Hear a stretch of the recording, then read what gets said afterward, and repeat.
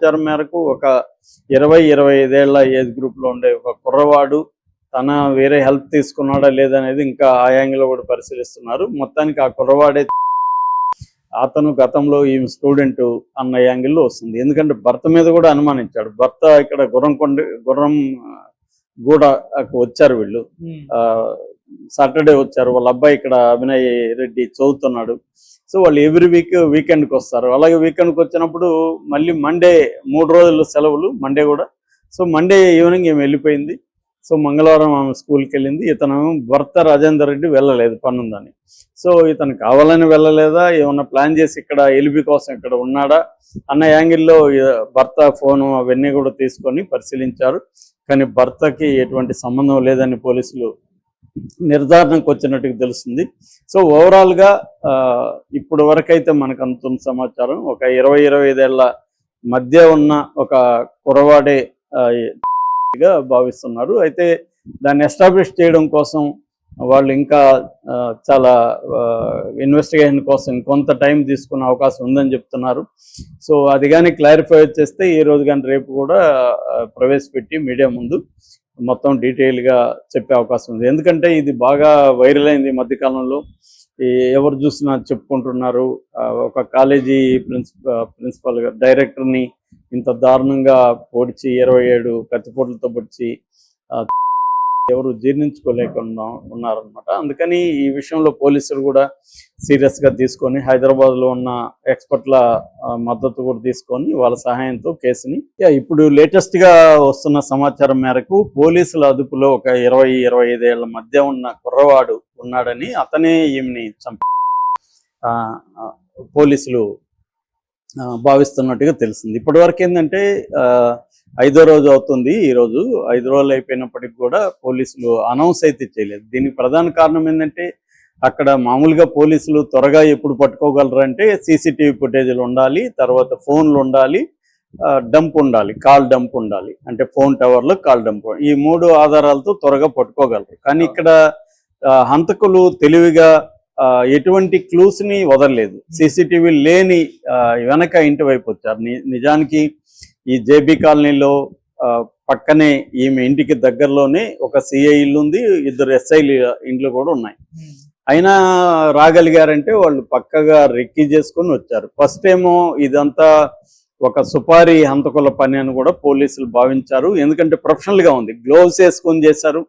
27 కత్తిపోట్లు అంటే క్లియర్గా వెయిట్ చేసి మరి దాని తర్వాత వాళ్ళు జాగ్రత్తగా వెళ్ళిపోయారు. సీసీటీవీ లేని రూటుని ఎంచుకొని వెళ్ళిపోయారు. గ్లౌజ్ వేసుకోవడం వల్ల అక్కడ చేతి వేలిముద్రలు కూడా లేవు. వాటిని ఏమన్నా మళ్ళీ పాత నేరస్తులు ఆ వేలిముద్రతో పరిశీలించడానికి కూడా లేదు. సీసీటీవీలు ఏమో ఫ్రంట్లో అక్కడక్కడ ఒకటి ఉన్నాయి, ఆ సీసీటీవీలు ఎక్కడా కనబడలేదు. ఒక అంతకుముందు ఈవినింగ్ ఎప్పుడు ఒక వ్యక్తి రెడ్ షర్ట్లో కుర్రాడు వెళ్ళినట్టుగా ఉంది తప్ప ఆ రెడ్ షర్ట్ ఆనవాళ్ళు మరే చోట ఎక్కడ సీసీటీవీలో కనబడలేదు. సో అది కూడా వాళ్ళు కావాలనే సీసీటీవీ ఉన్న చోట రెడ్ షర్ట్ వేసుకుని వెళ్ళి మళ్ళీ షర్ట్లు మార్చారా అనేది అనుమానాలు కూడా వస్తున్నాయి.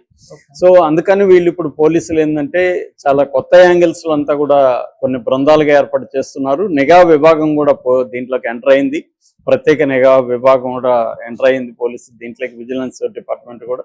సో అంటే టెక్నికల్ సపోర్ట్ కూడా లోకల్ పోలీసులు వాళ్ళే దీన్ని ఛేదించలేని పరిస్థితి కాబట్టి పై స్థాయిలో హైదరాబాద్ టెక్నికల్ టీం కూడా వెళ్ళి వాళ్ళకి హెల్ప్ చేస్తుందని చెప్తున్నారు. సో నాకు తెలిసి ఇప్పటి వరకు 88 మందిని పోలీసులు అదుపులోకి తీసుకొని ప్రశ్నించారు. ఇందులో ఆ కాలనీ వాసులు ఉన్నారు, పక్కన వాళ్ళు ఉన్నారు.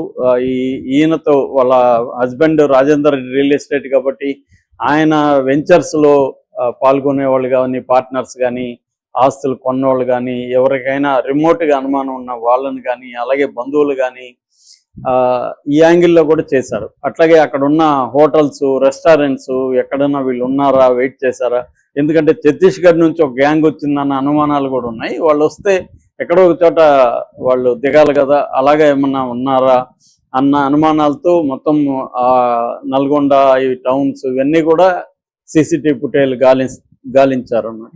అందుకనే టైం తీసుకుంటుంది ఇది, ఎందుకంటే ఇది ఈజీగా తేలే వ్యవహారం కాదు.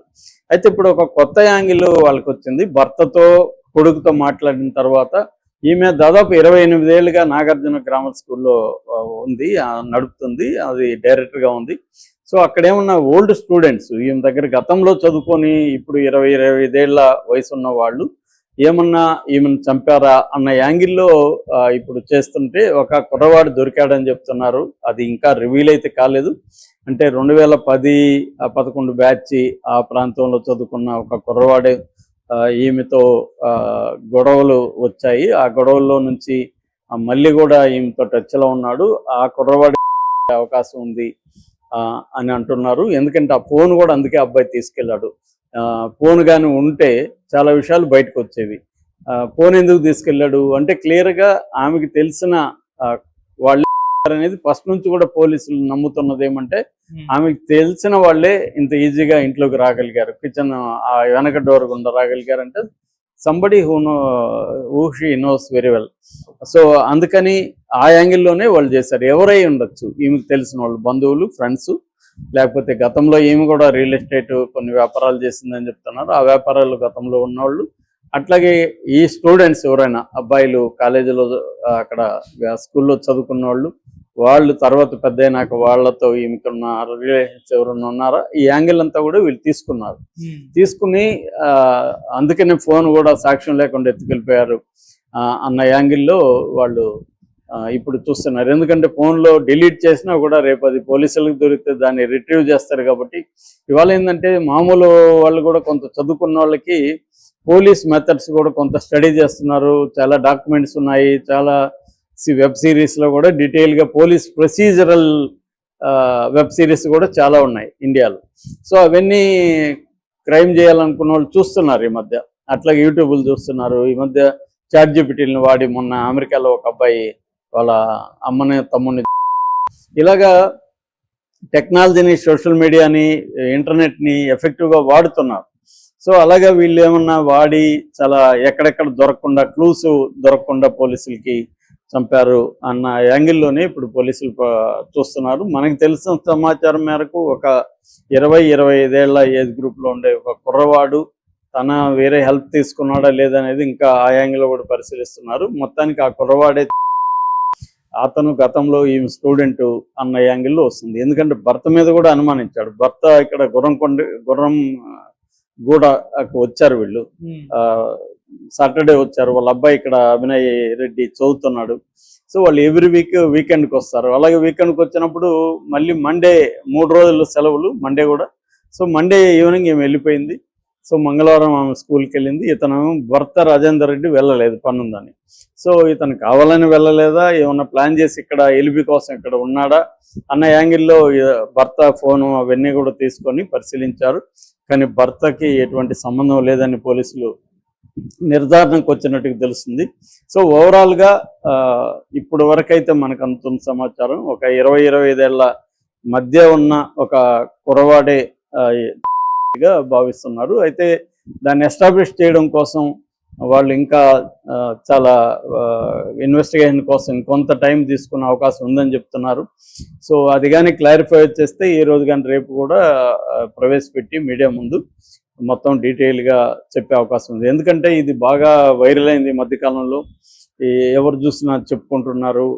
ఒక కాలేజీ ప్రిన్సిపల్ డైరెక్టర్ని ఇంత దారుణంగా పొడిచి 27 కత్తిపోట్లతో పొడిచి ఎవరు జీర్ణించుకోలేకుండా ఉన్నారనమాట. అందుకని ఈ విషయంలో పోలీసులు కూడా సీరియస్గా తీసుకొని హైదరాబాద్లో ఉన్న ఎక్స్పర్ట్ల మద్దతు కూడా తీసుకొని వాళ్ళ సహాయంతో కేసుని ఇప్పుడు లేటెస్ట్గా వస్తున్న సమాచారం మేరకు పోలీసుల అదుపులో ఒక 20-25 ఏళ్ల మధ్య ఉన్న కుర్రవాడు ఉన్నాడని, అతనే ఈమెని